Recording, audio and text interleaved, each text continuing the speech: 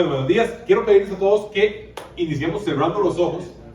Imagínense que usted está en un lugar caliente, es como una plaza. Imagínense una plaza como en Guanacaste. Entonces, por favor, cierren los ojos conmigo. Trate de imaginarse en una plaza como en Guanacaste, pero no está en Guanacaste. Está en una ciudad, en un lugar en Asia que se llama Turquía, y usted está en Colosas. Entonces, usted está ahí sentado, está haciendo calor. Piénseselo como con polvo, piénseselo como con arcilla, piénseselo con ese soporte cuando en Liberia hace mucho calor. Y usted está ahí, y resulta que hace un tiempo usted escuchó una enseñanza de un amigo suyo que era de ahí, el pulpero tenía de la nada un mensaje y estaba hablando acerca de un tal Jesús. Entonces, por favor, usted está sentado en unas mesitas o en unas sillitas, más como unas bancas, porque en tiempo tal vez no había tanta mesa, y usted está viviendo su vida. Y usted hace poco escuchó ese mensaje y usted está sintiendo que ha cambiado su vida y que lo ha transformado. Ahora imagínese en el momento, usted ve un grupo de gente que viene por allá por la derecha. O sea, vienen caminando. Son unos 5, 10 personas. Se ven como muy sabiondos, como muy conocedores. Entonces imagínense, no se los imaginen saco y corbata porque creo que no es adecuado al momento de la época. Pero ahí vienen y ellos le van a decir a usted una serie de cosas, y entre esa serie de cosas le están diciendo que eso que usted escuchó, ese mensaje, ese tema que ha venido cambiando su vida, está muy bien, pero que le falta un poquito más. Ellos le van a decir, hey, esto está muy lindo, pero mira que, y ellos quieren darle. Entonces imagínense ellos intentando enseñarle un contenido, enseñándole algo más, dándole cosas adicionales. Y cuando usted termina de hablar con ellos, usted queda un poquito confundido. Usted no está tan seguro de realmente de qué acaba de pasar. Pero entonces ahora vea hacia su izquierda. Imagínense a la izquierda, ahí, no sé, hay un pórtico, una entrada, lo que sea. Viene otro grupo. Estos se ven un poquito diferentes. Estos se ven con cara como de enojados. Imagínenselos con el ceño fruncido, imagínenselos como medio enojados. Y ellos están diciendo en este momento algo como que usted necesita, además de lo que ya usted sabe, necesita seguir una serie de reglas específicas. O sea, piense que usted necesita en este momento saber que usted tiene una serie de reglas específicas que usted tiene que seguir y que si no las sigue usted está muy mal. Entonces ahora usted está sentado en ese lugar con sus amigos y ya usted no sabe exactamente a quién creerle. Tiene un grupo por la derecha, piénselo, un grupo por la izquierda, y su cabeza simplemente es un desastre. Y en eso llega un amigo suyo que ya usted conocía, una persona adicional, y trae una carta. Entonces usted se reúne con un grupo de gente y en esa carta viene escrita por alguien que usted realmente no conoce, pero que les dice que quiere referirse a esos temas que usted acaba de comentar. Y en esa carta lo principal que están haciendo en esos temas, le están diciendo, quieren mostrarle a Jesús. Eso es el fin principal. Quieren mostrarle a Jesús para poder ayudarle a usted a desenmarañar ese tema que le dejaron en su cabeza. Imagínese usted con el calor, escuchando la carta, sintiendo cómo le van acomodando esas ideas que tal vez le habían dejado a esos otros chavalos, los sabiondos o los que se veían como enojados.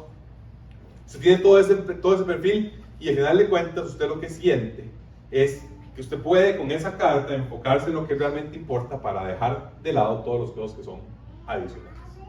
Ya puede abrir los ojos. Vamos de nuevo, gracias por hacer el ejercicio de vuelta de Colosas.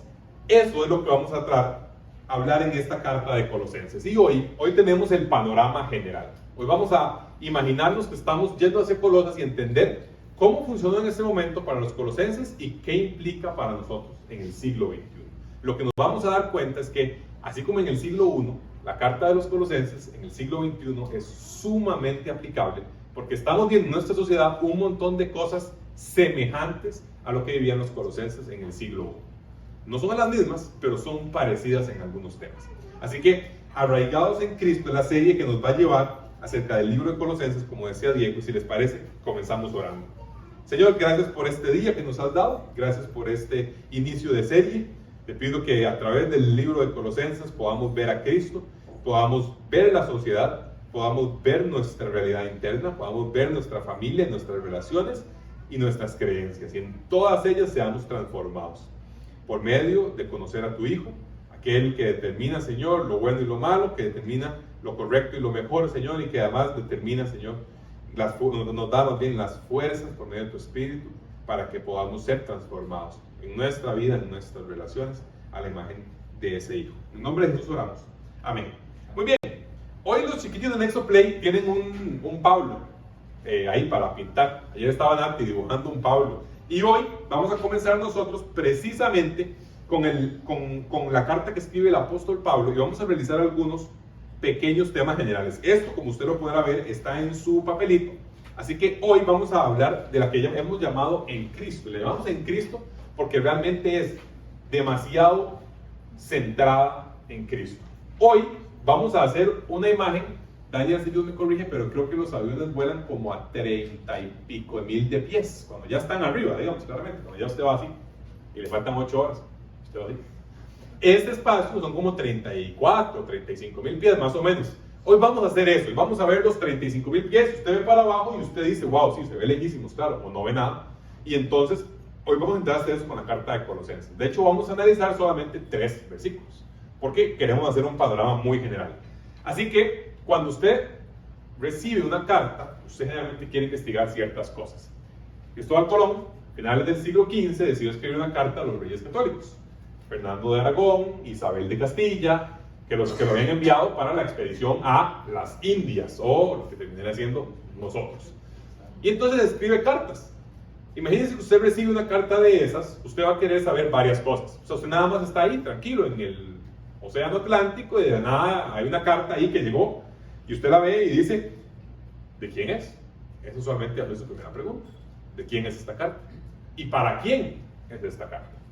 Y ahí nuevamente usted va a querer saber de qué se trata esta carta. Y más que todo, ¿por qué escribieron la carta? Van a ser preguntas usuales que ustedes y yo vamos a querer hacer. Así que hoy vamos a hacerle 3 preguntas para definir el panorama general. Vamos a preguntar quién, más específicamente, quién es. Luego vamos a preguntar qué. Y luego vamos a preguntar por qué. Son las 3 preguntas que vamos a hacer. Así que preguntemos quién o quiénes son los miembros o los involucrados en esta carta. El primero es el apóstol Pablo. Véalo conmigo en el versículo 1. Si usted trajo su Biblia física, este es un buen momento para abrirla. En Colosenses capítulo 1, versículo 1. Si la trajo en su celular, abrir la aplicación. Y ojalá durante la serie nos acostumbremos a traer las Biblias, porque vamos a estar con un texto completo. Es bastante útil poder tenerla ahí siempre. Así que capítulo 1, versículo 1 dice Pablo, y eso es todo lo que importa por ahora. Pablo, coma. Entonces, ¿quién es este Pablo? Bueno, sabemos que él mismo se llama apóstol de Cristo Jesús por la voluntad de Dios. Este es el Pablo que antes se llamaba Saulo, en otro momento de la Biblia. Pablo es el escritor de la carta, y sabemos que él está con Timoteo. Timoteo es alguien que le era muy útil en el ministerio, un amigo, casi como un hijo para Pablo dentro de él. Pero quien escribe la carta realmente es el apóstol Pablo. Timoteo, digamos que está pues ahí, ¿no? Junto con él. Pablo, para este momento, ¿qué sabemos de él? Bueno, sabemos que era un fariseo en algún momento de vida, que era muy inteligente, era muy bueno, o sea, hubiera ido a las mejores universidades del mundo en el día de hoy, y además era como muy bueno haciendo lo que se suponía que tenían que hacer los fariseos. O sea, además de tener buen estudio, era bueno haciendo las cosas que tenía que hacer. Y en algún momento de vida, él estaba persiguiendo a los cristianos. O sea, estaba en contra del, bueno, en ese momento no se llamaba cristianismo, se llamaba los del camino o los seguidores que seguían a ese tal que habían crucificado. Pablo, en ese momento se llamaba Saulo, era de un lugar que se llama Tarso, y él había emprendido toda una persecución y estaba muy dispuesto a buscar a los cristianos o a estos seguidores del tal Cristo o Jesús, como le llamaron, el Nazareno, para asesinarlos o para traerlos a las autoridades judías y que fueran juzgados como tal. Eventualmente Pablo incluso va a ver a algunos morir. En uno de ellos, el más importante o más que vemos en el libro de Hechos, es Esteban, que lo va a ver como muere, y dice la Biblia, Saulo veía esto y no tenía ningún tema. O sea, bien era algo que estaba buscando. Y dice en Hechos capítulo 9 que todavía respirando amenazas, creo que eso lo dice en Reina Valera 60. Imagino que en una versión internacional dice algo un poquito más light. Pero respirando amenazas, fue a buscar que le dieran chance de ir a Damasco.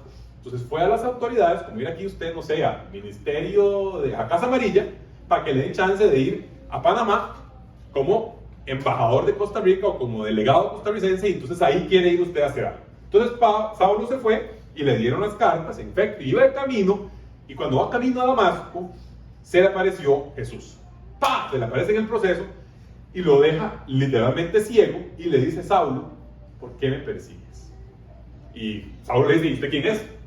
Y yo soy al que estás persiguiendo, le dice Jesús. Y entonces, en ese momento, sucede lo que conocemos como la conversión de Pablo, o la conversión de Saulo. Él termina saliendo de la ciudad y termina quedando ciego por varios días, y pues llega una persona a quien Dios escoge para que vaya y le devuelva la vista y le diga: mira, cambio de vida 180, por favor, porque definitivamente acabas de ver la realidad. Aquel al que perseguías ahora va a ser al que vas a predicar. Y dice la Biblia también: aquel por el que vas a sufrir, le dicen a la persona que le llegó a decir a Saulo que recobrara la vista. Ese es Pablo. Entonces Pablo, después de ese, se convierte en el apóstol a los gentiles, o sea, a los no judíos. Se había establecido un movimiento en Jerusalén que alcanzaba también Judea y demás, pero Saulo va a ser el que se movilice hacia las personas como ustedes y como yo, que, si no me equivoco, ninguno aquí tiene ascendencia judía. Entonces éramos gentiles, no pertenecientes al pueblo judío, a la nación de Israel. Y este va a ser el desarrollo de Saulo. Él va a hacer varios viajes, y resulta que en un viaje regresa, llega a Jerusalén y se arma un alboroto. Se arma un alboroto, y entonces se mete en un brocón y lo arrestan. Cuando lo arrestan, resulta que él dice que es romano. Y eso en ese momento era como decir hoy que usted es gringo, más o menos. Que hace como: uy, qué pelada. Ya no le voy a llevarlo a la embajada y que ahí resuelvan con usted, porque si no me puedo meter en un problema diplomático serio. Entonces se lo llevan, y él dice: bueno, yo soy romano. Entonces lo llevan a juicio, y cuando está en ese juicio, Saulo, digamos, se podría ver, esa parte es muy interesante. Esto está en Hechos capítulo 25 o 21 para adelante, por si usted lo quiere revisar, leerse la historia. Saulo está en el juicio, bueno, Pablo para este momento está en el juicio, y él comete lo que se llama una apelación al emperador. En términos jurídicos, lo que hizo fue decir que el tribunal que lo estaba juzgando no era competente para juzgarlo, sino que aquel que debía juzgarlo era un tribunal diferente, que en este caso era el emperador mismo, por ser un ciudadano romano. Entonces Pablo es movido de la jurisdicción israelita, o de la jurisdicción israelita dentro del territorio israelita como tal, y es pasado o enviado a que sea el emperador quien lo vaya a tener que juzgar. Para ponerlo en términos tal vez más de hoy, es como que ustedes lo quieran juzgar en San José por un juicio penal, y usted diga: no, esto no corresponde en San José, esto corresponde en Alajuela. Entonces, cierto. Eso pasa todos los días. O sea, no sé, creo que aquí no hay nadie que sea abogado. Sí, no. Pero bueno, pasa todos los días. Que alguien dice: esto no corresponde que lo juzguen aquí. Le dicen: bueno, está bien, entonces mandémoslo para allá. 6 años después, lo mandan para allá y va el proceso. ¿Vos dices abogado? Yo no soy abogado, yo soy abogado, exactamente. Pablo no lo mismo porque iba caminando. Exacto, para Pablo fue más lento porque tenía que llevar el expediente a pie, entonces era más tiempo. El tema es que el hecho de que él haya apelado al emperador significa que tiene que ir a donde esté el emperador del Imperio Romano, y eso es en Roma. Entonces, Pablo tiene que empezar un viaje desde Israel, desde la zona de Israel. Vea su mapita por ahí. En su mapita, Israel no está. O sea, ahí no se ve. Entonces, imagínense lo lejos que está, que no aparece aquí. Si usted lo viera en su mapita, sería a la derecha y como abajo, ¿verdad?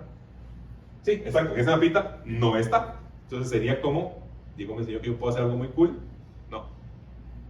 Sería como por aquí y hacia abajo. O sea, ni siquiera aquí, sino como más hacia abajo por ese lado. Ahí estaría. Entonces es un viaje larguísimo, se pierden, como que medio naufragan, tienen que estar en una isla un rato, todos tienen que estar a morir, no se mueren. Y eventualmente Pablo lleva a Roma. Después de llegar a Roma, le dan una facultad. Y usted posiblemente lo ha escuchado, porque todos lo vemos en tele.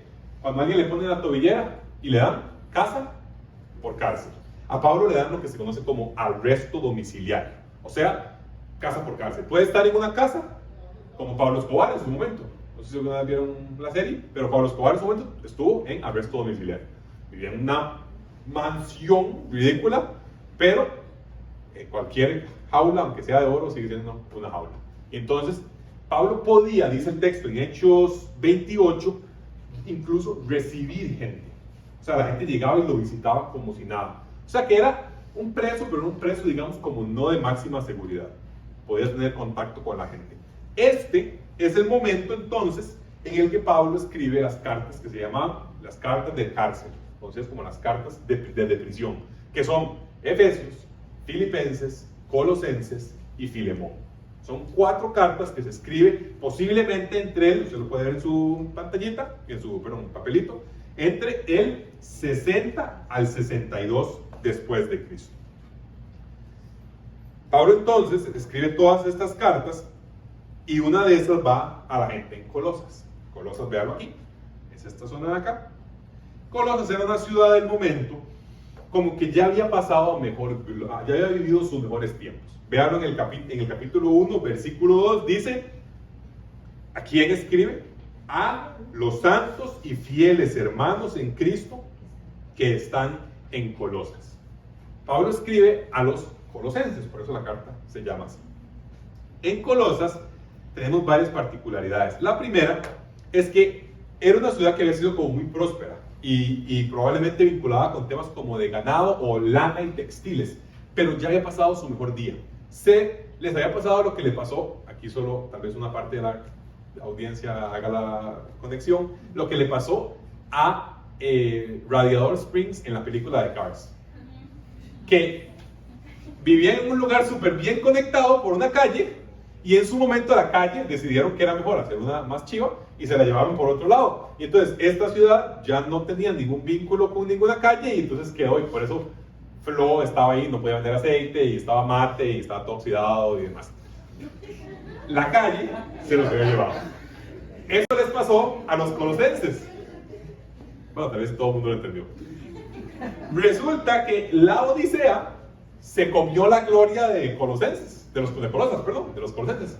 Y entonces Radiator Springs se quedó sin mayor gloria. Entonces, de hecho, Colosas, el día de hoy, si usted hubiera nacido en Colosas, ¿qué pasaporte andaría? Si usted hubiera nacido hoy, si usted nace hoy en Colosas, en el lugar donde estaba Colosas, ¿usted volaría con pasaporte turco? Volaría con pasaporte turco, exactamente. Queda en una zona de Turquía, esto que se llama Asia Menor, es una forma antigua del Nuevo Testamento de llamarle a lo que hoy conocemos como Turquía. Y en esta zona de aquí, en el sureste, se llamaba una provincia que se conocía como Frigia. Entonces, dentro de la Odisea, otra ciudad que se llama Hierápolis y Colosas producían como un triángulo ahí, como la zona triestatal en Connecticut y New Jersey y New York, o sea, como que es como un triángulo ahí chiva que produce muchos beneficios y que no sé qué. Esa parte de ahí. Lo cierto es que la gente que vivía en Colosas era una mezcla entre judíos y gentiles. Una gran cantidad de gentiles, porque esta zona no es Israel, entonces no pertenecientes al pueblo judío. Sin embargo, a lo largo de los años se fueron dispersando los judíos en lo que se llamó en algún momento la diáspora judía, que es el que se dispersaron por todo lado. Y entonces había judíos en muchas ciudades griegas. Esta es una ciudad de origen griego. Aquí la principal producción, como les decía, era principalmente temas de ganado y textiles. No era una ciudad portuaria, no tenía costa, como usted puede ver por su ubicación. Ahora, la siguiente pregunta que nos haríamos es, ¿cuál es la relación entre las dos personas? Entre el que escribe y el que recibe la carta. El punto esencial usted lo puede ver en capítulo 1, versículo 7. Dice, así lo aprendieron, Pablo les está hablando de lo bien que lo están haciendo, y les dice, ¿de dónde salió lo bien? Así lo aprendieron de Epafras, nuestro querido colaborador y fiel servidor de Cristo para el bien de ustedes. Epafras es una persona esencial en este proceso. Pero vamos al capítulo 4, versículo 12, donde dice, les manda saludos Epafras, es el mismo Epafras. Con ese nombre, a veces solo había un Epafras. No, tal vez era un nombre común. Les manda saludos Epafras, que es uno de ustedes. Dice capítulo 4, versículo 12. O sea, sabemos que Epafras era un colosense. Y de hecho, Pablo deja entrever que él ni siquiera conoce a los colosenses. O sea, que nunca había estado en Colosas como tal. Capítulo 2, versículo 1. Quiero que sepan qué gran lucha sostengo por el bien de ustedes y de los que están en la Odisea y de tantos que no me conocen personalmente. Entonces, Pablo escribe a una gente que no lo conocía. Y la comprensión que él tiene es que Pablo, posiblemente estando en Éfeso, conoció a Epafras. Epafras escucha el Evangelio y es él quien los lleva a su ciudad. Epafras, algunos incluso teólogos dicen, tal vez hasta era como el pastor dentro del esquema de Colosas. Y por eso, cuando llega el problema, que ya vamos a ver cuál es el problema, Epafras decide hacer un viaje de más de 1000 y pico kilómetros, no en avión, en barco, hasta Roma, desde Colosas, para poder avisarle a Pablo de los problemas que estaban pasando. Entonces, el escritor no conoce al receptor, pero igual les manda una carta, sabiendo, a través de Epafras, que es ese vínculo entre ellos, cómo estaba la situación. Eso es el quién. Ahora hablemos del qué y el por qué. Usted va a la siguiente partecita de su hoja. Abajo dice temas clave y dice esquema general. Dentro de temas clave nos vamos a encontrar cuál era la dinámica o las palabras que entendemos durante la carta, que vemos avanzando en la carta, que nos manifiestan cuál era la problemática que estaba sucediendo en Colosas. Entonces, si usted los puede ver ahí, temas clave, dice Cristo, conocimiento y misterios, legalismo, vida práctica y relaciones. Lo que estaba pasando en Colosas era lo que les describía al inicio. Resulta que habían recibido el mensaje a través de Epafras, pero estaban recibiendo presiones de dos grupos al menos. Estaban recibiendo presiones de diferentes tipos. Una era algo como de alguien que les estaba diciendo que ellos tenían un conocimiento que estaba muy bien, pero que les faltaba mejorar. O sea, les faltaba un poquito de conocimiento. O sea, que ellos, muy buen inicio, pero ya vamos a sumar lo que falta. Y eso se conocía como un misticismo. Ojo a las creencias, ponga atención porque usted va a decir, eso no puede ser que alguien en serio lo crea. Y cuando hablemos de los mormones, usted va a decir, no puede ser que alguien en serio crea eso en el siglo XXI. Pero la idea del misticismo griego era básicamente lo siguiente. Era decir que Cristo, que Dios había creado el mundo, pero que Dios existía y Dios era bueno. Pero que lo espiritual era bueno y lo físico, la carne, era malo. O sea, lo que tuviera así, carnita, era malo. Entonces, lo que había pasado era que Dios había tenido una serie de emanaciones, que eran como proyecciones ahí. Y que se iban creando proyecciones y proyecciones, sacando cada vez más y más y más, hasta el punto de que ellas se alejaban tanto de Dios, que ya ni lo conocían. La última emanación allá en el fondo, ya ni siquiera conocía realmente a Dios, era como una derivación así de infinita, y esa última emanación, que era la que ya no lo conocía, era mala, y era la que había creado el mundo físico en el que ustedes y yo vivimos. Jesús era una de esas emanaciones, pero no era Dios mismo, sino que era una de las que había salido. Y como Jesús había sido bueno en la tierra, entonces no podía ser de carne y hueso. ¿Por qué? Porque la carne y el hueso eran malos, eran reflejo de la última emanación que había creado el mundo. Entonces decían los místicos griegos que Jesús caminaba en la arena en Jerusalén, pero no dejaba huellas. O sea, porque él era solo espíritu. Y que entonces, obviamente, cuando lo crucificaron, pues más o menos era como crucificar nada, porque era un espíritu y era como haber crucificado el aire. Este mamarrachada era lo que creían el misticismo griego. Y les estaba llegando a los colosenses a darles esa influencia y a modificar lo que habían recibido originalmente. Después tenían otro grupo de gente, que usted lo ve ahí, se llama legalismo, que les estaban diciendo cosas como, por ejemplo, que ellos tenían que seguir las reglas judías para poder continuar como creyentes. Y eso es común y lo vemos en varias cartas. Fue un problema como muy grande entre los judíos que se hicieron cristianos en los primeros siglos. Para ellos fue difícil entender si Cristo había nacido en Israel y era de donde salía todo y era el nuevo pacto igual, pues pero ¿qué pasaba con la ley? ¿Qué pasaba con la circuncisión? ¿Qué pasaba con todos esos temas? Así que para ellos fue muy difícil y los colosenses están recibiendo todo este problema y no saben cómo manejarlo. Si usted lo quiere ver, capítulo 2, versículo 1, nos habla, por ejemplo, capítulo 2, versículo 8. Cuídense de que nadie los cautive con la vana y engañosa filosofía que sigue tradiciones humanas. Ahí se está refiriendo a los místicos griegos. Y cuando habla en el capítulo 2, versículo 16, que nadie los juzgue a ustedes por lo que comen o beben, o con respecto a días de fiesta religiosa, de luna nueva o de reposo, aquí ya suena a judíos, sin duda alguna. Este es el contexto con el cual nos vamos a lidiar en relación con la problemática, el por qué Pablo escribe. Ahora veamos muy brevemente qué escribe, es decir, cómo está este esquema. Se divide en 4 partes básicamente, y usted no crea que esta es la única forma de dividir esa carta, se puede dividir de muchas maneras, pero esta es una sugerencia nuestra de cómo la estamos entendiendo. Pablo inicia la carta con un tema personal, hablando desde la parte personal de decirles, vean, nos alegramos mucho por lo que ustedes están haciendo, por lo que ustedes están logrando. Es lo que Dios está haciendo ustedes, es algo que nos hace a nosotros muy felices. Después de pasar de lo personal, pasa a lo doctrinal, que es lo que tiene que ver con esto que acabamos de hablar, de las dificultades y las influencias filosóficas. O sea, Pablo lo que le va a decir es, vean a Cristo y vean las tonteras que les están diciendo y vean cómo se comparan y cómo una no se sostiene a la luz de la otra. Entonces va a entrar en el ámbito, cuando hablamos de doctrina, estamos hablando de enseñanza, estamos hablando de qué creemos. Pablo va a decir, ojo con lo que creemos, porque lo que creemos puede ser muy peligroso. Después de eso pasa al plano de lo vivencial. Y en lo vivencial se va a referir al famoso quitarse un ropaje, ponerse otra ropa.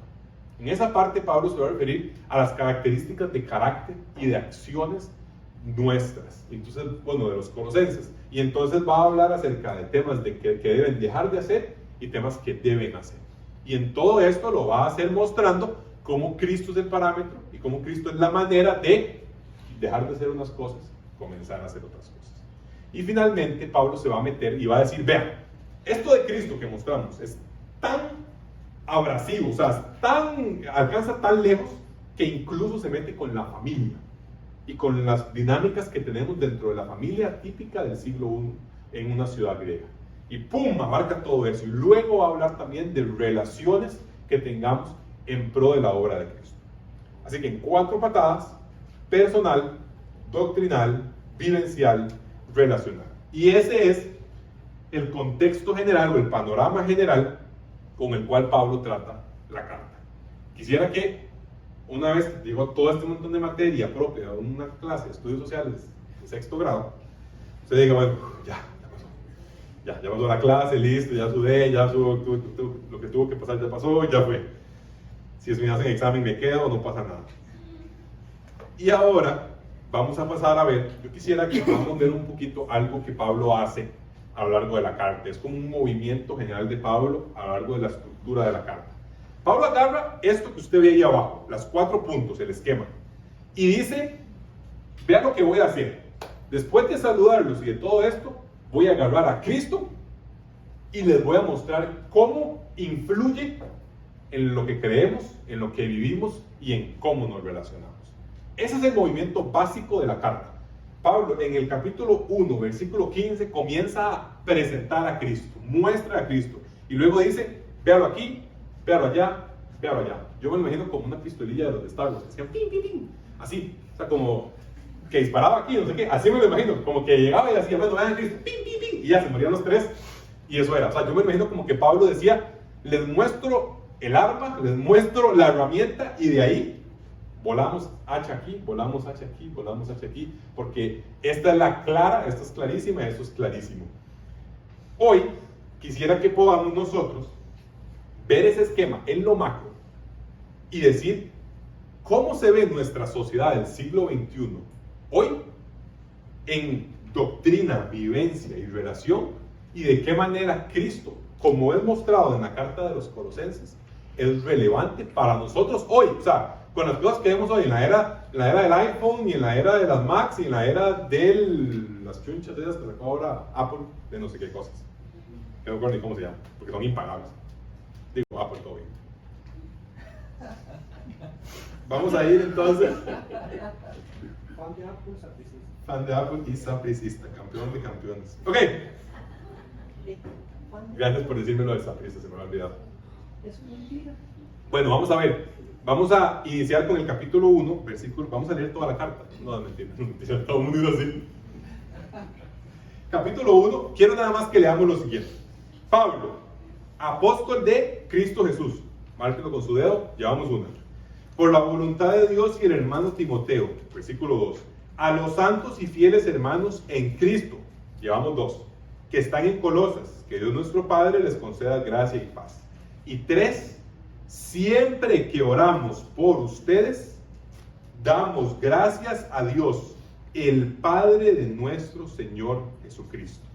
Eso es todo lo que vamos a ver. Son todos los versículos que vamos a ver. Yo quiero que usted note que en 3 versículos, iniciando, Pablo mencionó 3 veces a Cristo. Y en el capítulo 1 lo va a hacer solo en la parte del 15 al 20 lo va a mencionar 8 veces. En el versículo del 15 al 20. Y es que la intención de Pablo es poder mostrar a Cristo para ir a desacreditar las ideas falsas, para ir a evidenciar su efecto en nuestra vida y su efecto en nuestras relaciones. Eso es lo que va a hacer. Pero quisiera que seamos un poquito más finos en la lectura, en donde claramente va a haber un énfasis en Cristo, pero vayamos primero a la parte 1, que es con lo doctrinal. En lo doctrinal, como les decía, estábamos hablando acerca de creer. ¿Qué creemos? ¿Cómo creemos y por qué creemos? Son enseñanzas. Y Pablo, en el versículo 3 dice, orando por ustedes, damos gracias a Dios, y podría dejarlo ahí. Y si lo hiciera así, se vería muy siglo XXI. Porque dígame cuántos posts en Facebook, o en Instagram, o en cualquier red social, no ve usted gente diciendo algo de Dios, mencionando a Dios abiertamente. Pero dice, damos gracias a Dios, Padre de nuestro Señor Jesucristo. Y ese tema es esencial, no lo deja ahí, no lo deja en Dios, sino que pasa de Dios a definirlo con claridad. Entonces usted dirá, Mario, ¿qué importa? Bueno, es que es muy diferente haber dejado la palabra Theos, que es Dios, a ponerle las comas en el centro y decir, el Padre de nuestro Señor Jesucristo. ¿Sabe por qué? Porque está hablándole a gente en Colosas, una ciudad griega, donde la gente creía en múltiples dioses. Así que hacer una referencia general a Dios es como hacer una referencia general al viento, a lo que sea, a lo que usted quiera, al que usted se le antoje. La palabra Theos como tal no necesariamente les iba a referir a uno en específico. Era Theos, la palabra para Dios, que no es tan diferente de lo que vemos hoy. Pero Pablo dice, no, aquí es con detalle, aquí es, voy a definirles a ese Dios. Aquí es como que yo dijera, saludos a Roxana, la mamá de José Pablo y Sebastián. Aquí puede que haya varias Roxanas, pero con esa aclaración yo les quiero dar a entender de quién estoy hablando. Y usted dice, ¿qué importa? O sea, ¿qué diferencia hace? 2 cosas. Quisiera ver el mundo de hoy y quisiera entender qué estamos enfrentando cuando hablamos de temas como este, la indefinición de Dios. En el mundo, siglo XXI, ahora sí, venga con nosotros, siglo XXI, nos ponemos sombrero de siglo XXI. En el siglo XXI estamos teniendo menciones a Dios por todo lado. Cualquiera menciona a Dios. Entonces, usted escucha a un futbolista dando declaraciones después de un partido, menciona a Dios. Escucha a un cantante, menciona a Dios. Escucha a cualquier persona, o sea, usted le dicen cómo está en este país, usted responde bien, gracias a Dios. 0 referencia, o sea, no hay mucha referencia en cualquier momento, pero la pregunta que tenemos que hacernos, y aquí es donde quisiera que podamos ser finos, es, como iglesia, a veces podemos ser muy fáciles de comprar. Entonces a veces llega cantante tal y hace una canción en la que habla del plan de Dios y todo el mundo dijo, oh, aleluya, se convirtió buenísimo. O sea, este cantante, este es bárbaro, porque habló del plan de Dios en una canción. O un cantante de reggaetón dice que ahora ya no va a ser cantante de reggaetón, sino que ahora va a ser Cristo, porque ahora cree en Dios. Y todo el mundo, y la iglesia, lo postea, lo levanta, lo alaba, y dice, wow, qué increíble, esto es lo que me ha pasado en la vida. Porque de una forma u otra, la iglesia del siglo XXI quiere ser popular y relevante. O sea, queremos ser chivas o chivis y ser cool y que nos den like, estar incompleto en todo el esquema. O sea, de cierta forma la iglesia hoy quiere ver cómo logra a través de lo popular tener relevancia. Y entonces, qué chiva que un cantante que antes era un pagano ahora hable de Dios. Y dice, si habló de Dios, fijo, o sea, fijo, el mae ya es así, devoto, santificado. Y podemos ser muy fáciles de comprar como iglesia. Cualquiera que mencione a Dios como referencia general, creemos que ya ha mostrado una vida centrada en Cristo y muestra los frutos y le damos todo el beneficio de la duda. ¿Y eso qué genera? Que cantantes estadounidenses que se reunían en ciertas congregaciones estadounidenses son flor de un día. Ayer sí, toda la iglesia los alabó, mañana no. Y nadie nunca se preguntó, ¿era en serio? ¿Será de verdad? Démosle chance. O sea, todo bien, me alegro, qué bueno que ahora estamos usando a Dios, pero démosle chance. No lo hagamos ahora el paladín del cristianismo en el siglo XXI, no lo hagamos Cristo resucitado, solo porque es famoso, un montón de followers en Instagram y ahora habla de Dios. Antes no lo hacía. Démosle chance, alegrémonos, qué bueno que está hablando de Dios. Jale a ver, bueno, veamos a ver si es cierto, si es genuino. Pero no podemos solamente asegurar que porque alguien ya mencionó 3 veces la palabra Dios, ahora es un creyente nacido de nuevo. Así que tenemos que tener cuidado con esas referencias a Dios. De paso, también nos sucede que hay quien hace una referencia a Dios en un post o en un comentario, no sé qué, y le agrega, o bueno, las energías, o bueno, el universo, o bueno, como usted le quiera llamar. Varios de esos también he visto recientemente. Dios, o las energías, o el universo, gracias por tantas cosas. No hay energía en el universo. O sea, sí hay, pero no son Dios.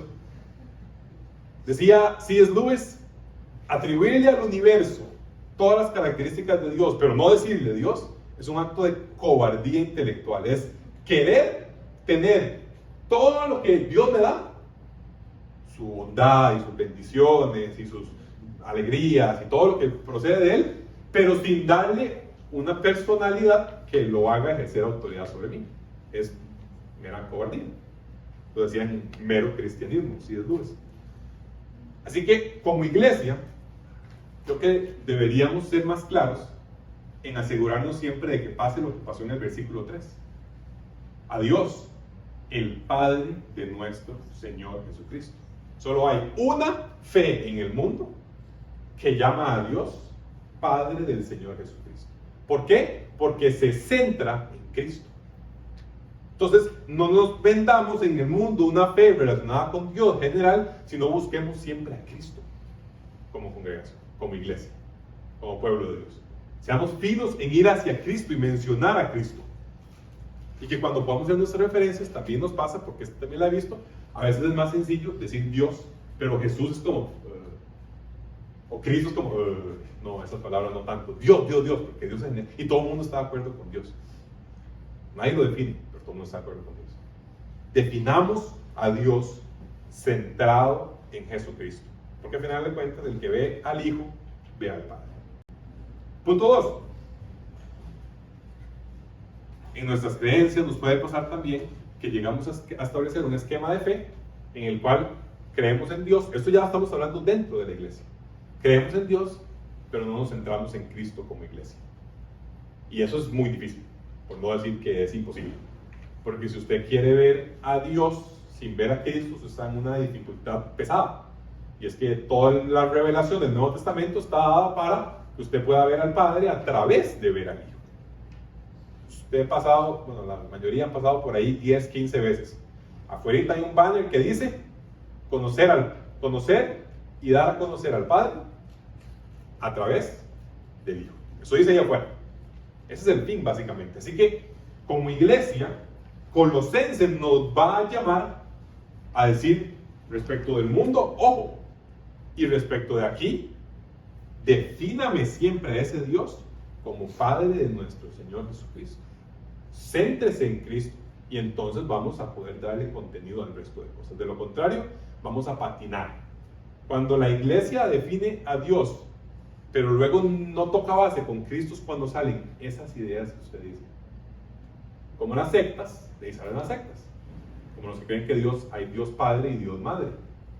O los que la iglesia anglicana, en Inglaterra, que presentó recientemente una moción para ver si podían hacer más neutro el uso del género en Dios, porque está en masculino y querían hacerlo neutro, porque para algunas personas el padre es ausente y por ende entonces podría ser no tan inclusivo.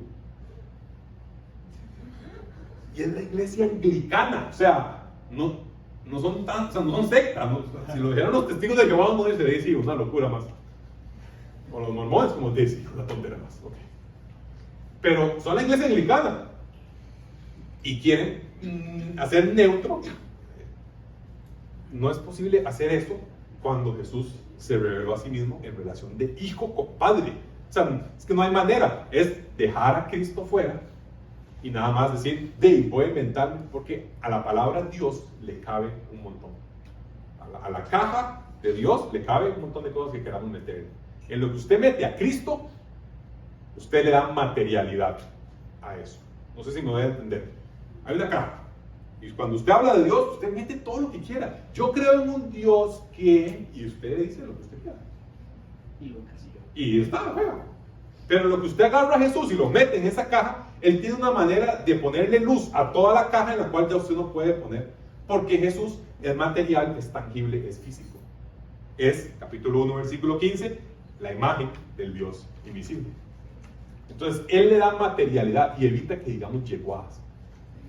Para ponerlo en términos de mi natal salitral de Santana. ¿Qué creemos? Dice Pablo, revisen lo que creen, ojo con la doctrina, ojo con la enseñanza, no se dejen llevar por los vientos, por las huecas filosofías de la época, siglo I o siglo XXI. Iglesia, no nos dejemos llevar por todo aquel que haga mención a Dios y asegurémonos que en nuestra vivencia estamos siempre centrados en Cristo, para evitar herejías, así como la iglesia de Colosas estaba cayendo en una herejía colosense. Punto 1. Punto 2. Perdón, nada más para cerrar.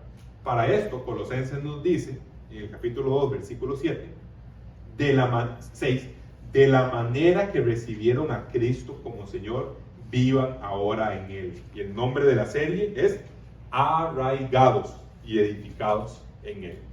Asegúrese de que su fe nunca se madure tanto que usted diga, no, es que ya eso de Jesús ya lo dejé pasar. Ya yo maduré tanto que ya Jesús ya era muy básico. Son los rudimentos. Ahora tengo que ir a lo chiva, los dones del Espíritu. Y ahora sí. Cristo nunca deja de ser central, vigente, suficiente y novedoso.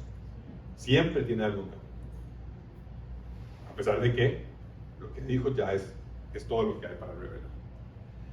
Doctrinal. 2. Vivencial.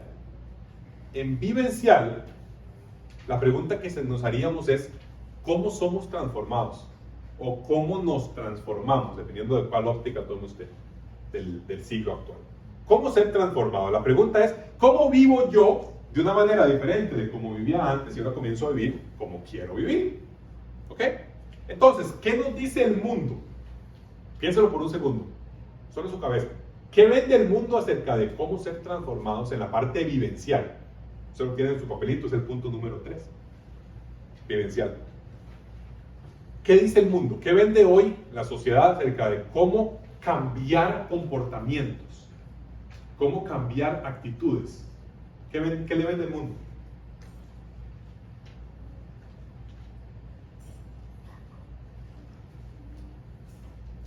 Le voy a decir 2. Una es, como diría la canción de Romeo Santos, la mejor versión de mí. O sea, busca tu mejor versión. Promueve la mejor versión tuya. Esa es una. Y la segunda es, hay luz en ti. Hay chispa. Hay bondad. Solamente tienes que desarrollarla y sacarla. Y entonces eso va a hacer que transformes tus comportamientos. Eso es lo que el mundo actual nos está vendiendo. Esa es la sociedad del siglo XXI, diciéndonos, bueno, usted solamente ya llegó a 7, ahora llega a 7.1, y mañana a 7.2, y ahí va a 7.3, y ahí va, o sea, mae, de ahí va sacando, y poco a poco, y poco a poco, y poco a poco. O sea, es agárrese de las botas, y amárrese y súbase, y usted puede, y usted va a llegar ahí arriba. Y a punta de músculo y ganas y pantalones, usted llega a la cima del lugar y eso lo logra. O sea, en el ser humano está todo lo que usted necesita para hacer lo que usted quiere hacer. Usted quiere, y la fuerza de voluntad. Esa es una esencial. Entonces, yo me quiero levantar temprano, entonces posteo foto en el gimnasio a las 5 de la mañana, y luego voy a bicicleta, y luego trabajo durísimo, y luego que nadie me diga nada, porque en mí está lo mejor. Yo puedo creer, y yo vendrá lo mejor para mí. Listo, 3 posts, y hago todo, y me acuesto y digo, sí, claro. Esa es la fórmula siglo XXI, esa es la fórmula del mundo. Y lamentablemente, por supuesto, el mundo no tiene cómo ofrecer espiritualidad, porque el mundo actual vive sin espiritualidad, no tiene cómo. Entonces lo que tiene es fuerza de voluntad y ganas y emociones y pompearse y videos de marcas deportivas donde la gente sube montañas Pero el mundo no tiene cómo ofrecernos algo que transforme seriamente nuestro carácter. Capítulo 3, del 1 al 17, Pablo se enfoca acerca de la vivencia. Y si usted lee solamente el versículo 5, Pablo dice, hagan morir lo que es propio de la naturaleza terrenal. Y luego dice un montón de cosas. Y si usted lee el 12, dice, como escogidos de Dios, revístanse. La metáfora es como una camisa. Lo que dice es, quítense esta camisa vieja, pónganse una camisa nueva. Y el mundo nos dice, para hacer eso, usted tiene que meter muchas ganas. Y lo voy a decir a dónde queda eso. Queda en que usted lo logra tal vez un ratito. Y al rato, como dice el proverbio, como el perro vuelve a su vómito, así vuelve el necio a su necedad. Al rato, usted logra un rato mojarse la lengua y no decir las tonteras que quiere decir, o los comentarios en el trabajo que quiere decir, o hacer esas actitudes que no quiere, que quiere dejar de hacer, o estar viendo lo que tiene que ver, o estar escuchando lo que tiene que escuchar. Un rato. Pero conforme pasa el tiempito, viera que se le va, y se le va, y se le va, y se le va. La fuerza de voluntad humana sirve para algunas cosas. O sea, es innegable que algunos nadadores, deportistas que hacen cosas increíbles a punta de disciplina y voluntad. Pero vea la transformación de su carácter plenamente. Ahí hay una espina bien complicada. Usted puede lograr levantarse todos los días a las 4 de la mañana para ir a nadar, como hacía Claudia Paul, aquí en la piscina de la Sabana, preparándose para las Olimpiadas. Pero transforme su naturaleza pecaminosa y transforme sus comportamientos de ira, ¿cuáles eran algunos? De inmoralidad sexual, de malos deseos, de malicia, de lenguaje obsceno, de enojo, de mentira. Ahí todos salimos quebrados, a punta de, dale, tú puedes, fuerte, vamos, todos salimos quebrados. Eso nos ofrece el mundo en lo vivencial.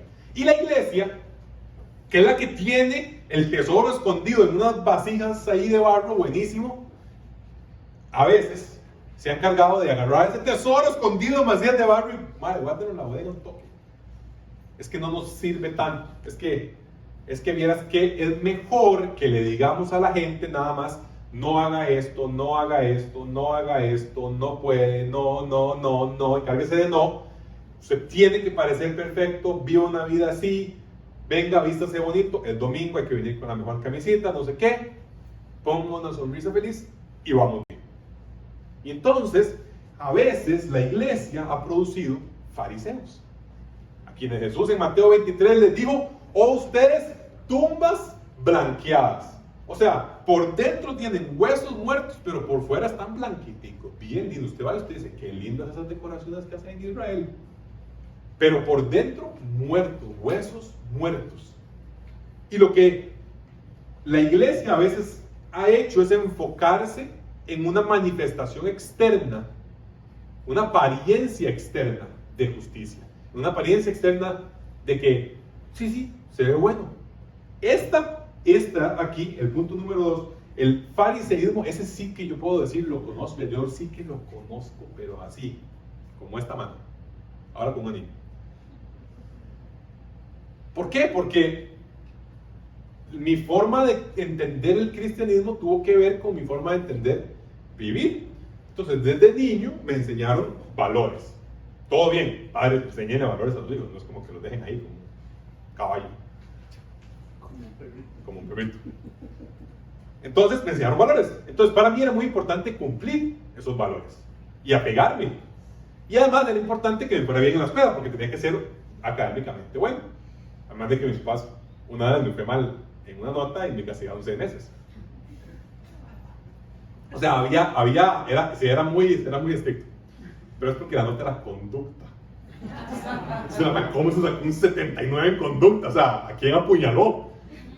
Y no era porque hablaba mucho. Pero en fin, shocker que hablaba mucho. No lo puedo creer. Pero entonces, resulta que para mí era muy claro reglas y un comportamiento acorde con las reglas y los valores.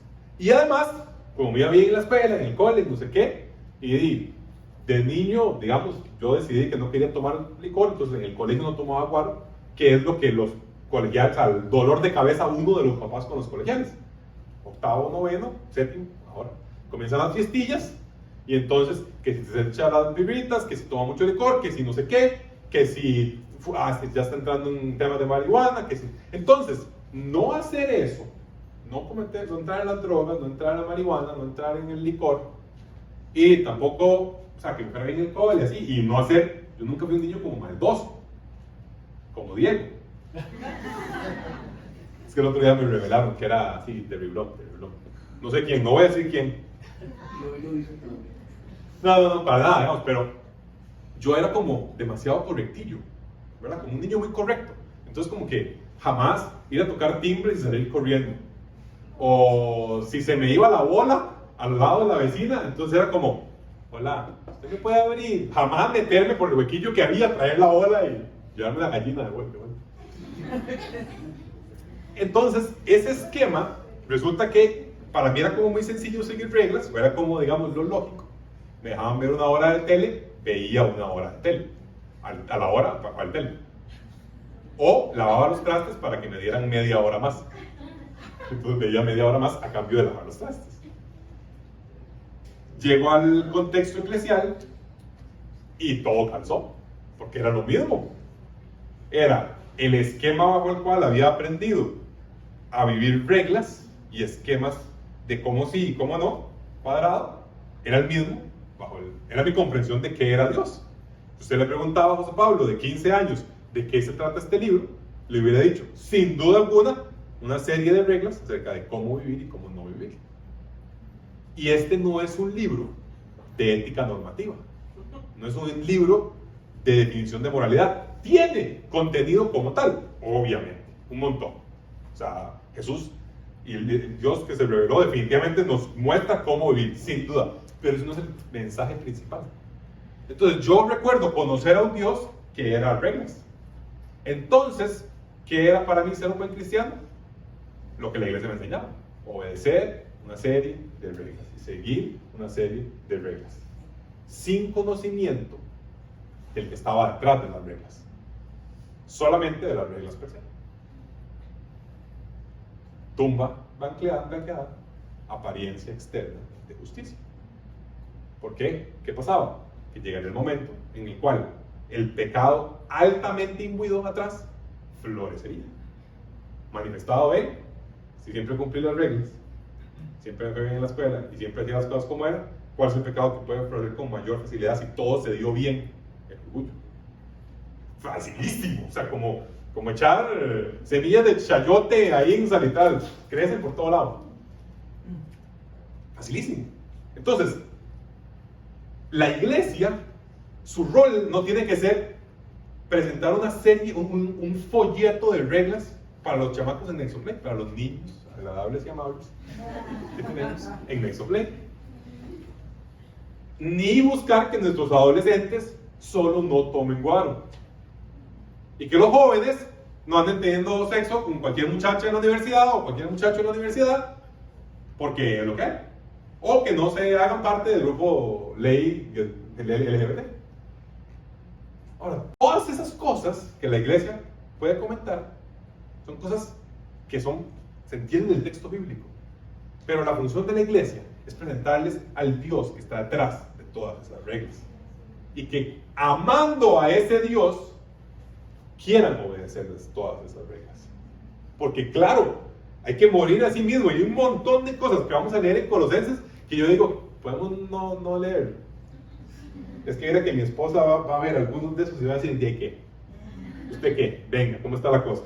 O mi mamá va a saber como, sí, eso no, o sea, eso mejor no lo predique, porque verá que usted no es muy bueno con eso. Versículo 3:8, enojo. ¿Sí? Entonces, el punto es este. La iglesia, lo comentábamos en algún momento que hicimos una preparación con ciertas personas para este libro. Algunos pastores tienen miedo de predicar la gracia de Dios y predicar a Cristo, porque les da miedo que la congregación no se vea como quieren que se vea. No se vea como soldaditos, todos perfectos, alineados en fila. Porque la gracia creen que va a llevar al libertinaje. Ese ha sido, en una gran parte, el problema principal de la Iglesia Católica. Que ha huido de la gracia plena de Dios, la gracia única y suficiente, porque tiene que meterle acción del ser humano, porque si no, qué miedo que se nos descarrile. Pero nosotros tenemos obligatoriamente que enfocarnos en Cristo y en lo que provee y en lo que es, antes de lo que provee, lo que es, para después que veamos esos frutos en los jóvenes, en los universitarios, en las colegialas, en los niños de Nexo Media. Pero bajo un esquema muy diferente. Aquí el orden de los factores sí altera plenamente el producto. Así que padre, yo no soy padre, pésimo momento para dar un consejo como padre, pero hablando como hijo, ¿sabe qué no funciona? Reglas por reglas, por reglas, por reglas, por reglas, por reglas, por reglas, por reglas, y nunca el hijo presentado. Pablo en Colosenses mostró a Cristo para desacreditar ideas falsas y ver su efecto en nuestra vida y en nuestras relaciones. Pero mostró a Cristo. En el capítulo 1 vino la descripción y el poema sobre Cristo y su supremacía, no en el 4.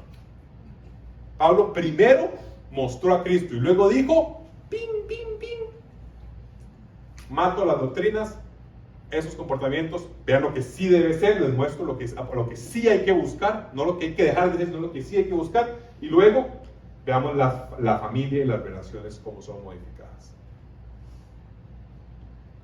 Cristo primero y Cristo nada más.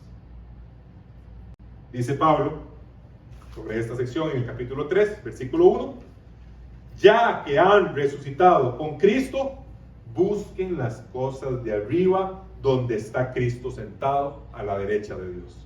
Concentren su atención en las cosas de arriba, pues ustedes han muerto, su vida está escondida con Cristo en Dios. Ese es el punto esencial, básicamente. Eso es lo que estamos queriendo decir. No es a través de la fuerza de voluntad, no es a través del fariseísmo y el cumplimiento de reglas por cumplir reglas, es a través del amor al Padre, del amor al Hijo, de saber quiénes somos resucitados, de concentrar las cosas en lo que vale la pena y no solo en alejarnos de lo que no, sino más bien buscar lo que sí. Tratar de evitar un comportamiento solo porque no, lo dije hace unas enseñanzas, típico de quienes dejan de fumar, rápidamente suben de peso. ¿Qué pasó? ¿Por qué subieron de peso? Porque cambiaron fumar por chips, por frescos, porque cambió solamente el tipo de comportamiento, pero no cambió el deseo interno. Después del vivencial viene el relacional. ¿Cómo se ven las relaciones sociales? Veamos el siglo XXI. Y esto lo quiero partir en dos secciones. Si usted lo tiene ahí, usted puede ver que el relacional es del 3.18 al 4.18. Vamos a hacerlo en dos partes. La primera es del 3.18 al 4.1. Ese habla de las relaciones de familia. Relaciones de familia. Y en las relaciones de familia, el mundo hoy no tiene idea de qué está pasando. O sea, hoy el mundo, en la actualidad, simplemente ya perdió la cabeza. O sea, plena y abiertamente perdió la cabeza. No tiene ni idea de nada. O sea, ya no hay, en los esquemas de familia, ya no sabemos quiénes forman parte. Cuáles son ya el mundo no sabe, cuáles son las dinámicas, cuáles sí, cuáles no. Ya no saben qué tanta autoridad hay de los niños.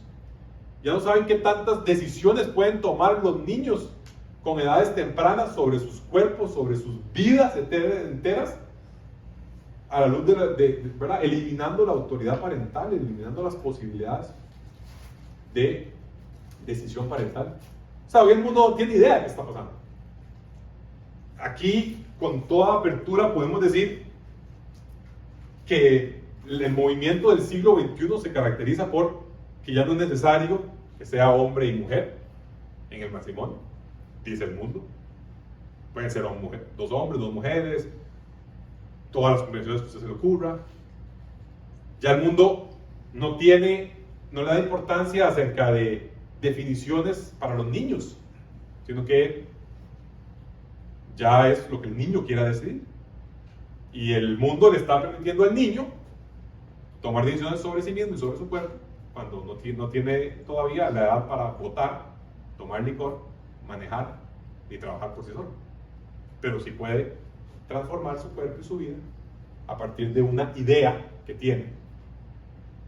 Entonces, en el capítulo 3, o con la idea que le llegó exactamente, en el capítulo 3, Pablo va a hablar de esposos y esposas, padres e hijos y un esquema de amos y siervos que es muy propio de la familia de ese tiempo. Hoy no tanto. Pero cuando hablamos de esto, ¿saben qué es lo más preocupante? Cuando hablamos de familia y de esquemas de que la iglesia, como pasaba en el tema de la doctrina y las fotos y el Dios general, la iglesia quiere ser cool hoy. Y quiere mantenerse vigente y quiere montarse en la corriente y la onda. Entonces, la iglesia se le olvidó que Juan 1.17 nos habla de que en Cristo vimos revestidas, está ahí afuera puesto en el banner, gracia, sin duda alguna, y verdad. Y hemos intentado callar la verdad para parecer muy llenos de gracia, para que nadie se aleje, para que nadie se excluya, para que se sienta excluido, para que nadie se vaya. De nuevo, porque la idea principal parece ser meter gente en un lugar, en vez de producir transformación a través de la verdad. Así que Pablo nos va a llevar a ver una realidad en Colosenses, nos va a obligar a ver nuestro siglo XXI y decir cuál es el rol del hombre en la familia, cuál es el rol del padre, del esposo. Ya no solo tenemos que tener en consideración un movimiento vinculado con temas sexuales, sino un movimiento feminista. Usted dice, suave, con el feminismo no se meta, porque eso es igualdad. Y yo le digo, qué pena, pero el cristianismo en la familia no es igualdad, no es igualitario, es complementario. En el cristianismo la familia se establece complementariamente, no igualitariamente. Papá y mamá no son intercambiables, ni se espera que cumplan los mismos roles. Si usted no me cree, abra Colosenses capítulo 3, versículos 18 y 19, ve a ver si les piden que hagan lo mismo. Y si no, váyase a Efesios 5, versículos 21 en adelante, y ve a ver si se les pide lo mismo. La respuesta es inevitablemente no. Así que hoy la iglesia, que quiere ser actual, que quiere ser novedosa, que quiere ser progre, quiere abrazar no solo todo el movimiento de sexualidad, de identidad sexual, sino que además quiere abrazar todo el esquema. Dice, bueno, tal vez no nos metamos con eso, pero por lo menos agarremos lo del feminismo. Es que por lo menos, como para tener algo y que no seamos así los retrógrados del siglo III, que creen en un libro antiquísimo y que qué pereza, y que más, o sea, ya, esa vara de oír. Pero la iglesia hoy tiene que recordar que el modelo de familia lo determinó el que creó la familia, no el siglo de hoy. Cuando a Jesús le preguntan en Mateo capítulo 19, llegan a preguntarle el tema sobre el divorcio, pero él dice, hey, acuérdense de algo, Génesis, capítulo 1, varón y hembra los creó, y el hombre deja a su papá y a su mamá y se une a su mujer. Y Jesús, en el Nuevo Testamento, reafirma un elemento creacionista, y dice, así es como debe ser. Por aquello de ese argumento general que suele decir que Jesús nunca dijo nada sobre estos temas. No, claro que habló sobre estos temas. Si yo les digo que esta pared es blanca, inmediatamente les estoy diciendo, no es verde, no es roja, no es azul, no es amarilla, no es nada. Es blanca. La única opción es blanca.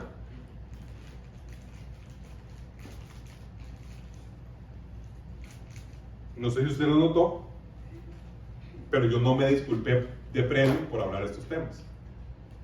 Usted lo ha visto, es el común que antes de hablar de este tema hay como 10 o 15 minutos de, no, pero yo tengo amigos que son parte de este movimiento y yo los amo mucho y ellos en serio son súper parte de mí y en serio, o sea, de verdad, yo en serio amo a esta gente. Y después de 15 minutos de disculparse por decir la verdad, dice, la verdad. No hay necesidad de disculparse por decir la verdad si usted lo hizo con gracia y verdad. En el momento en el que fue artero, en el momento en que fue grosero, sí, sin duda. Pero la verdad es la verdad, no requiere disculpas. No requiere que digamos, qué pena lo que voy a decir, pero es que vieras que, no, la verdad es la verdad. ¿Es excluyente? Sí, por definición. Si esto es un vaso, no es todas las demás cosas que usted ve aquí. No es una mesa, no es un José Pablo, no es un proyector, no es un vaso. Excluye todo lo demás. Pero recordemos siempre gracia y verdad. Por último, para cerrar, del versículo 4:7 al 4:18, que usualmente nadie lo lee, porque son un montón de personas que ni sabemos quiénes son, y es como, bueno, ahí está bien, ya como los anuncios, como los créditos de la película. Como, bueno, ok, sí, ya, ¿hay escena después de los créditos o no? Entonces usted pasa a la página, no hay escena después de los créditos, listo. Del 7 al 18, lo riquísimo, lo lindísimo, Pablo muestra cómo Cristo modifica las relaciones sociales a partir de que todas las personas que están ahí asumieron una responsabilidad individual por la obra de Cristo. O sea, vea lo que no pasa del 7 al 18. Que Tíquico me traiga el pan y Aristarco, por favor, acomode las sillas. Bernabé, si puede, por favor, pagar el lugar para que podamos venir. Y Lucas, que ponga el aire. Pero yo, Pablo, voy a llegar a hacer la obra de Cristo. Eso no pasa del 7 al 18. Lo que pasa del 7 al 18 es que las palabras que se usan es que me colabora, que está trabajando conmigo, que Epafras es un siervo que está siempre luchando, que saluden a los hermanos que están en la Odisea, como también a Ninfas y a la iglesia que se reúne en su casa. O sea, del 7 al 18, Pablo se encarga de hacer algo que debe ser la regla para nosotros, que no es Diego el que hace la obra de Dios y el resto de la congregación de ahí. No, lo ve, porque es el pastor. No, lo que pasa del 7 al 18 es que la responsabilidad de hacer la obra de Cristo, de llevar el mensaje, es de todos. Le preguntaron a Charles Spurgeon, su iglesia había crecido en números impresionantes, y le dijeron cuál era la clave para el crecimiento evangelístico que has realizado, y dijo, lo único que hice fue recordarle constantemente a la congregación que el deber era de ellos, tanto como mío, no solamente mío. No hay outsourcing del evangelismo, no hay outsourcing de las misiones con el pastor, hay trabajo para todos.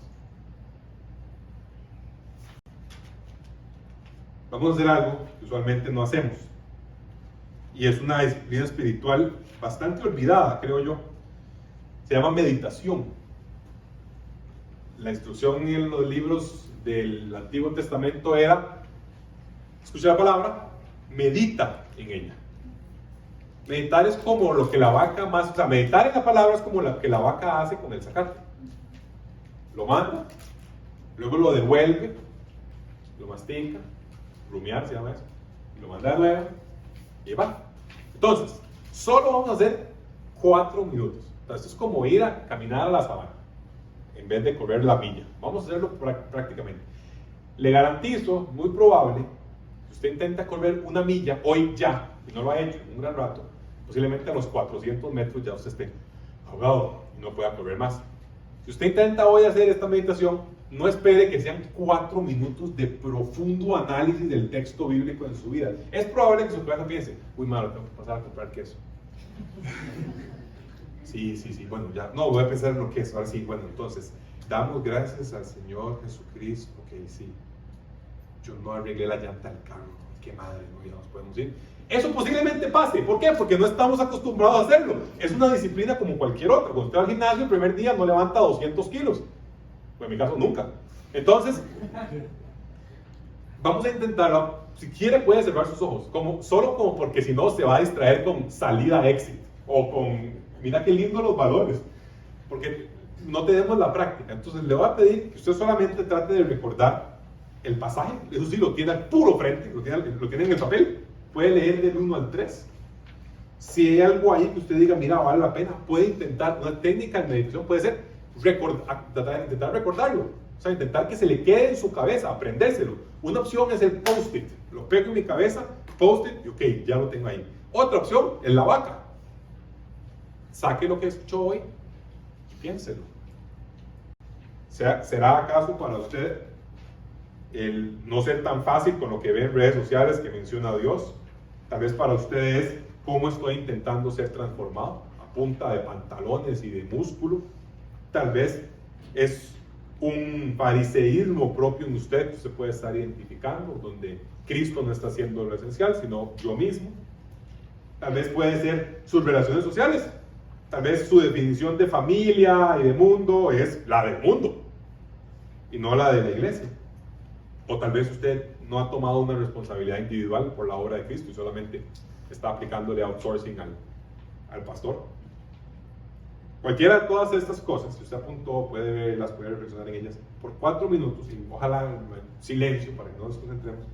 Vamos a intentar meditar en la palabra y lo que hemos escuchado el día de hoy.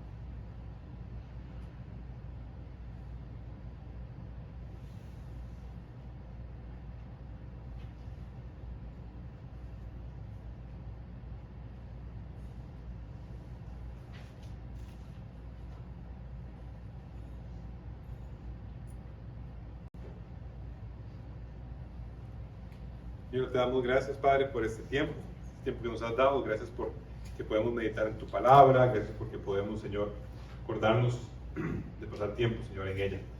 Pido que ese tiempo que hemos pensado, que hemos rumiado, Señor, sobre el texto bíblico y sobre lo que presentaste con este panorama general sobre la carta a los Colosenses, te pido que nos des a Diego y a mí, Señor, la fidelidad de a lo largo de estos meses poder, Señor, mantenernos lo más cercano al texto siempre, Señor, y poder ver aplicaciones prácticas para nuestras vidas.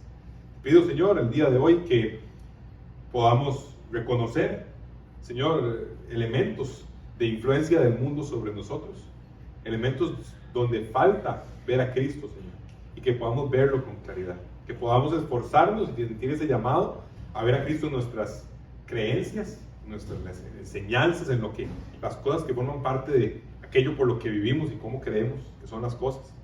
Señor, que también podamos ver a Cristo en nuestra vivencia, que transforme plenamente, Señor, nuestra forma de vivir, no enfocándonos, Señor, en lo que hay que dejar, sino enfocándonos en aquello que queremos tomar, que es Cristo mismo, Señor, su persona, el mayor don que se nos ha dado, el mayor regalo, Señor, que se nos ha dado.